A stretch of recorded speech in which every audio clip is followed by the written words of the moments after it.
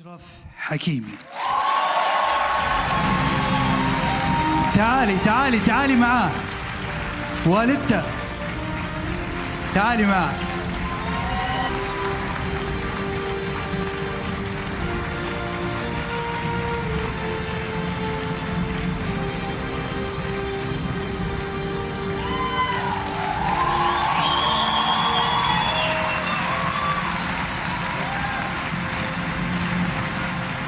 السلام عليكم ورحمة الله وبركاته.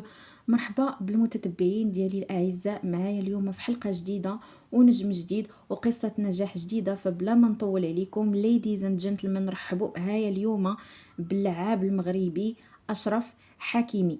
فواحد الشاب اللي تحدى الصعوبات ووصل للعالمية بفضل العزيمة ديالو والموهبة ديالته الكبيرة.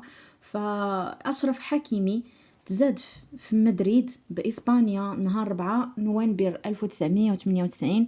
والديه بجوج بهم مغاربة من نواحي ديال الدار البيضاء، فهاجروا لإسبانيا باش يدبروا على واحد الحياة اللي هي أحسن. فأشرف تزاد وكبر في واحد العائلة متواضعة اللي علماتو القيم ديال الخدمة وديال الكد وديال الاجتهاد من الصغر. فأشرف كيقول باللي والديه ضحاو عليه بزاف وما خلاو ما داروا على قبله، وهما اللي عاونوه ووقفوا معاه في كل خطوه، وهما اللي وصلوه لداك الشيء اللي هو وصل ليه اليوم. فمن صغره كانت الكره هي حياته، وكان كيدوز بزاف ديال الساعات كيلعب في الدرب ديالهم مع ولاد الجيران. فتما فين بانت الموهبه ديالته الخارقه، وملي دار 8 سنين جاتو الفرصه اللي غيرات ليه حياته، اللي هي ريال مدريد، أعرق الأندية في العالم. فأشرف تعرضت عليه باش يلتحق الأكاديمية ديال ريال مدريد، اللي كانت خطوة كبيرة لواحد الولد اللي غير صغير في العمر ديالو 8 سنين، واللي كان خاصو ديك الساعات يوازن ما بين القراية ديالته والتدريبات الصعيبة. ولكن بالعزيمة والدعم ديال والديه فهو قرر أنه يتفوق بيناتهم ما بيناتهم بجوج. واخا ان اشرف تزاد وكبر في اسبانيا، ولكن كان ديما عنده الحس بالانتماء للبلاد ديالو الام اللي هي المغرب. فكان كيزور المغرب بزاف، وحتى في دارهم كانوا كيهضروا بالدارجه وكانوا كياكلوا ماكله مغربيه. فهاد الشيء خلاه انه يتشبع بالثقافه المغربيه الاصيله. ولهذا ملي جاتو الفرصه باش انه يختار ما بين اسبانيا والمغرب، فبالطبع اختار المغرب وبلا تردد. وهذا الشيء كان في السن ديال 17 سنه. فاشرف قالها بكل صراحه، قال باللي حسيت بحال لي انا واسبانيا ماشي في داري، ولكن الثقافه المغربيه هي الاصل ديالي وانا كنفتخر بها. فمسيرة أشرف الاحترافية بدأت مع ريال مدريد في 2016، وفي 2017 ترقى وصعد للفريق الأول ولعب تحت قيادة الأسطورة زين الدين زيدان، اللي كان ديما كيأمن بالموهبة الكبيرة ديال أشرف. فربح معاهم دوري أبطال أوروبا والسوبر الإسباني وكأس الأندية وكأس العالم للأندية والسوبر الأوروبي في الموسم الرياضي 2017-2018. فباش أشرف ياخد فرصة كبر ويلعب كتر، فمشى استعارة لواحد الفريق في ألمانيا في سنة 2018 ودوز معاهم عامين. تماك فين تألق ديال بصح، ولا واحد من أحسن الأظهرة في العالم. فالسرعة ديالو الخارقة والمهارات الهجومية والدفاعية ديالو خلاته محبوب عند الجماهير. وفي سنة 2019 ربح مع هذا الفريق الألماني كأس السوبر الألماني. في سنة 2020 أشرف انتقل لإنتر ميلان الإيطالي بمبلغ يقدر ب40 مليون يورو. تم كمل التألق ديالو وكان عنصر حاسم في الفوز بلقب الدوري الإيطالي في الموسم الرياضي ديال 2020-2021، اللي كان غايب على الإنتر لمدة 11 عام. وفي سنة 2021 دار واحد الخطوة عملاقة وانتقل لعمالقة الكرة الفرنسية اللي هو فريق باريس سان جيرمان بمبلغ 60 مليون يورو. في باريس استمر حكيمي في التألق ولعب بجانب نجوم عالميين كبار بحال ميسي ومبامبي ونيمار، وكان عنصر أساسي في الفوز بالدوري الفرنسي لسنوات متتالية من سنة 2021 لسنة 2024. وفي سنة 2000 وفي الموسم الرياضي 2024-2025 تا هو ربح معهم كذلك كأس فرنسا مدة جوج ديال المواسم رياضيين من 2023 حتى 2025، وكأس الأبطال الفرنسي لسنوات 2022 2023 و2024. في الموسم الرياضي ديال 2024 2025 أشرف قدر يحقق الحلم الكبير وربح دوري أبطال أوروبا مع باريس سان جيرمان، وهذا بحد ذاته إنجاز تاريخي للنادي والأشرف شخصيا.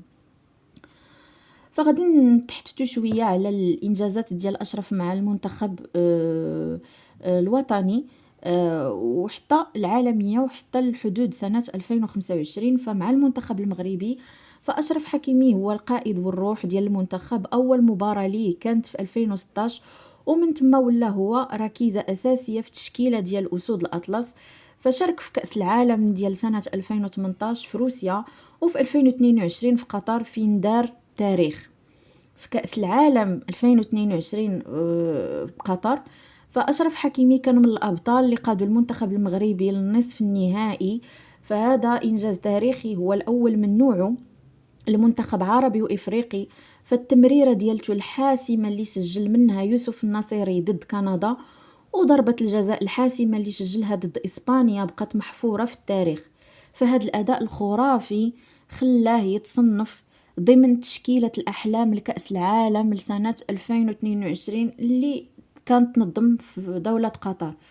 ففي سنة 2024 كان حكيمي جزء من المنتخب الأولمبي المغربي اللي حقق الميدالية البرونزية في الألعاب الأولمبية بمدينة باريس في 2024، وزاد إنجاز آخر للمسيرة ديالته الكروية. في سنة 2025 استمر التألق ديالو على الصعيد الفردي والجماعي، فتم تصنيفه كأفضل ظهير أيمن في العالم الموسم الرياضي 2024-2025 من طرف سكور 90، متجاوزا أسماء كبيرة. وربح جائزة الأسد الذهبي لأفضل لاعب في إفريقيا لسنة 2024، وجائزة أفضل لاعب إفريقي في الدوري الفرنسي لسنة 2025. وحتى من المدرب ديال المنتخب وليد الركراكي صرح أن حكيمي كيستحق يفوز بالكرة الذهبية لسنة 2025 مورا واحد الموسم استثنائي ديالو مع باريس سان جيرمان والفوز ديالو بدوري أبطال أوروبا. فوصلنا للنهاية ديال الحلقة ديالنا، وبغيت نقول أن أشرف حكيمي ماشي غير لعاب ولعاب عادي صافي، ولكن هو كيرمز العزيمة والاجتهاد والفخر بالهوية تاعته المغربية. فالقصة ديالته تتورينا باللي الخدمة والدمير والتفاني والموتيفاسيون وكيبين لنا باللي راه ما كايناش شي حاجة سميتها المستحيل. فمن الدروبة ديال مدريد فين كبر وفين تزاد حتى الأكبر الملاعب العالمية، فحكيمي بقى ديما وفي الجذور ديالو والثقافة ديالو، فديما كان كيرفع الراية ديال المغرب. وتحية لأشرف حكيمي، وكنتمنى ليه المزيد من التألق والإنجازات. غنقول لكم بسلام عليكم، وان شاء الله نتلاقاو في حلقه جديده. ما تنسونيش من التعاليق ديالكم الا كان عندكم شي شخصيه بغيتوني نهضر عليها علاش لا.